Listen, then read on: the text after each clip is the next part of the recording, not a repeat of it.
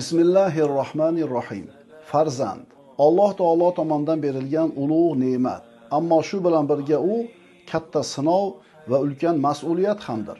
Musulmon insonning hayotidagi eng muhim va eng xatarli ishlardan biri farzand tarbiyasi. Agar farzandingizni iymonli, axloqli va jamiyatga foydali inson qilib voyaga yetkazmoqchi bo'lsangiz, bu ishga vaqtingizni, mehnatingizni ayamasdan bag'ishlashingiz shart. Aks holda oqibati achinarli bo'lishi mumkin. Bir necha yillar avval juma ma'ruzalarida shu mavzuda so'z yuritdik. Ana shu ma'ruzalar xalqimiz tomonidan katta qiziqish va muhabbat bilan qabul qilindi. Ko'pchilik tomonidan bu darslarni kitobga aylantirish talabi bo'ldi.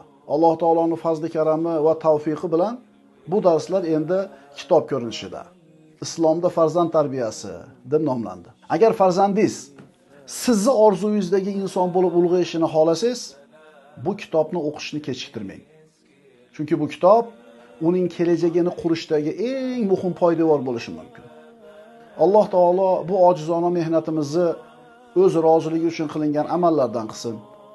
Ummatga manfaatli bo'lishini nasib etsin. Amin.